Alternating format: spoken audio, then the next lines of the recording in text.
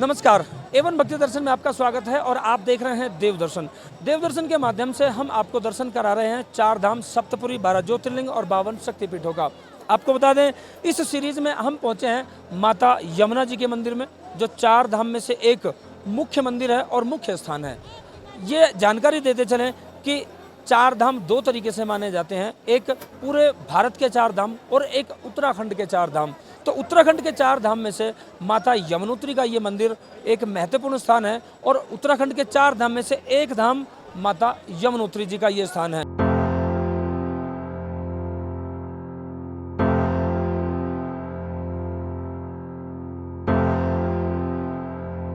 आपको तो ये जानकारी दे दूं कि यहाँ पर जैसे पंडित जी ने हमें बताया कि एक शीतल धारा इधर से प्रकट हो रही है, इधर से शीतल धारा आ रही है और यहाँ पे थोड़ा सा आगे की तरफ यहाँ एक गर्म धारा है और दोनों यहाँ पर मिलकर एक अलग से एक पूरा इनका महत्व है, जैसा कि पंडित जी ने बताया। और इससे आगे अब जब आपको हम पंडित जी से बात कराएंगे तो पंडित जी आपको बताएंगे कि यहाँ की पूरी जानकारी क्या है और पूरी उत्पत्ति क्या है और यहाँ की मान्यताएं क्या है। आप देखते रहिए भक्ति दर्शन और देव दर्शन, एवं भक्ति दर्शन के साथ आप जुड़े रहिए।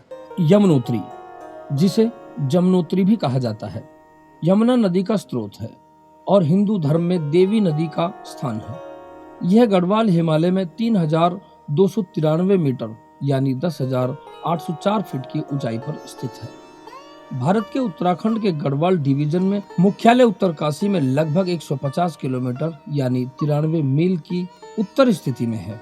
लगभग 150 किलोमीटर यानी 93 मील उत्तर में स्थित है। यमुनोत्री भारत के छोटा 4 धाम तीर्थ यात्रा के 4 स्थलों में से एक है।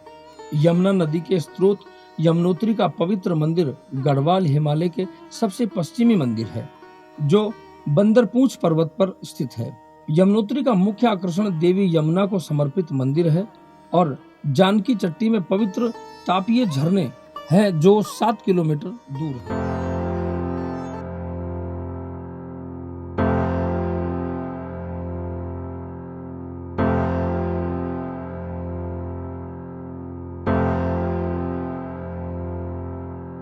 बहुत अच्छा लगा, मैं तो पहली बार आई हूँ और मेरे को बहुत अच्छा लगा जी।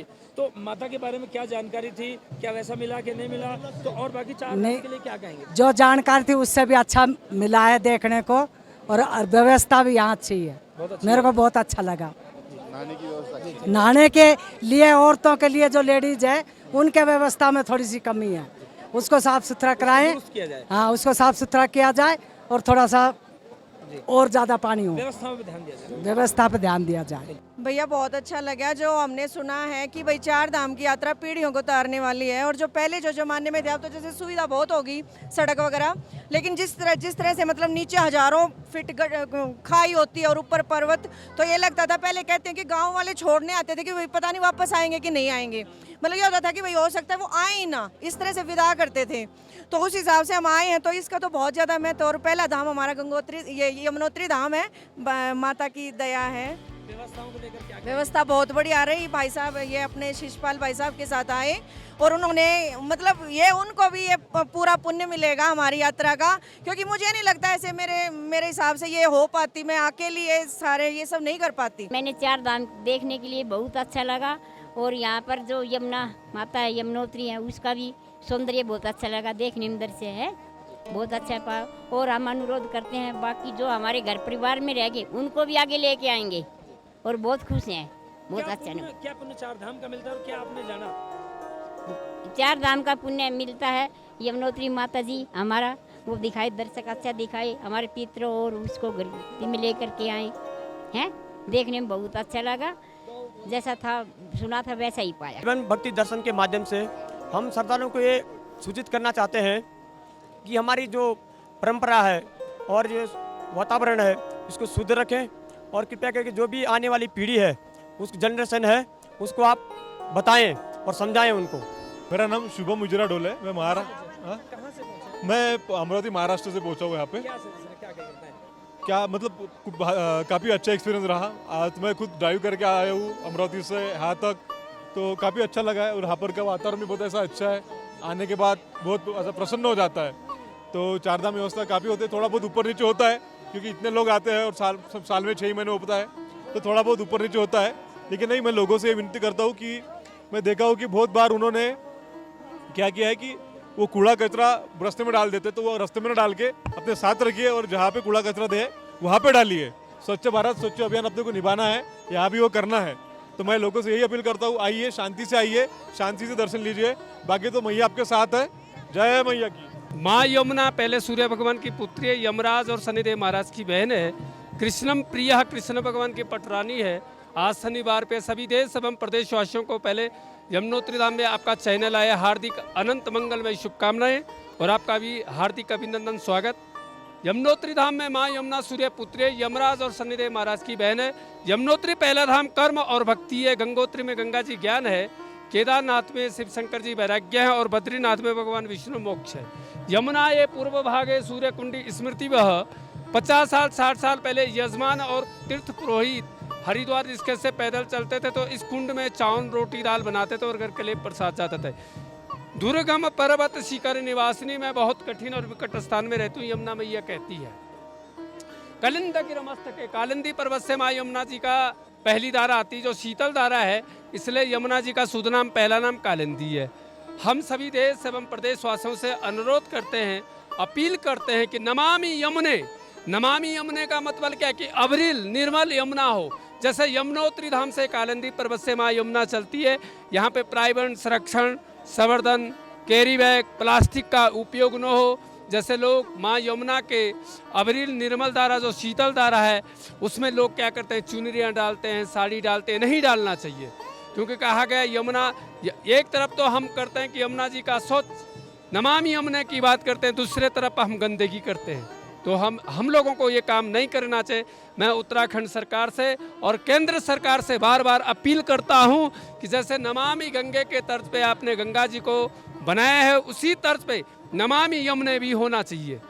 क्योंकि दोनों नदियाँ राष्ट्रीय विश्व को सिंचने वाली है। माँ गंगा और माँ यमुना विश्व को सिंचने वाली है।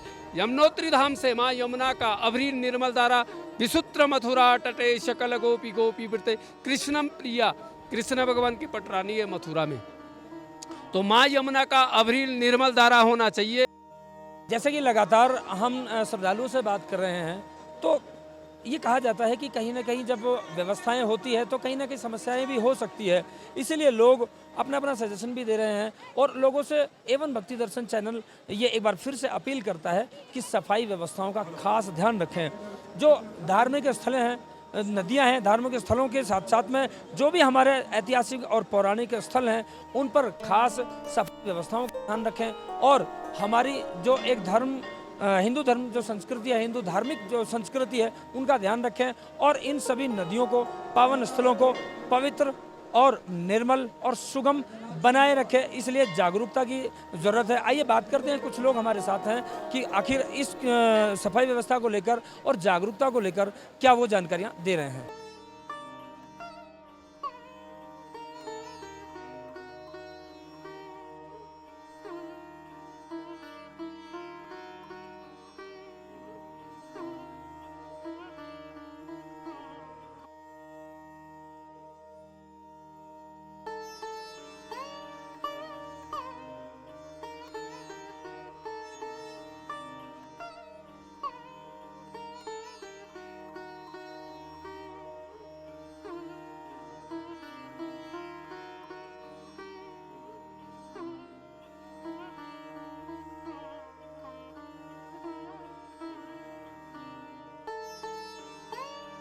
यमुनोत्री मंदिर के दर्शनों के लिए जब आप जाते हैं तो उत्तराखंड में जिस तरीके से क्षेत्र देखने को मिलता है, ठीक उसी तरह का रास्ता और उसी तरह का क्षेत्र यहाँ भी मौजूद है।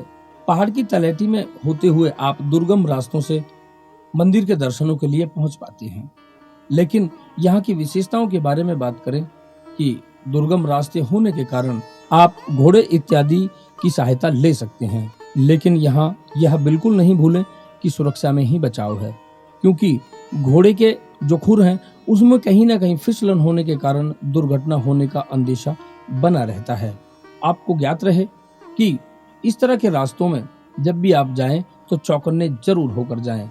लेकिन इसी के साथ साथ जब आप धार्मिक स्थलों पर जाते हैं या गंगोत्री जाते हैं या यमुनोत्री जाते हैं तो जहां माता के जयकारों के जो नारे मिलते हैं उनसे कहीं ना कहीं आपका जो थकान है वो तो कम हो ही जाती है, लेकिन साथ साथ भक्ति का जो ज्वार है वो भी बढ़ चढ़कर निकलता है। जय यमुनोत्री। चार धाम की यात्रा में आपने दर्शन किए यमुनोत्री जी के, माता यमुना जी का ये मंदिर है। और जैसे कि पंडित जी ने कहा कि जैसे नमामि गंगे प्रोजेक्ट सरकार की तरफ से चल रहा है, वैसे ही माता यमुना का भी एक प्रोजेक्ट होना चाहिए और यहाँ की जानकारी के साथ साथ में जो यहाँ का विकास है वो भी होना चाहिए। तो आप लगातार देखते रहे देवदर्शन। देवदर्शन देखते रहने के लिए आप A1 भक्ति दर्शन चैनल को लाइक करें, शेयर करें और सब्सक्राइब जरूर करें।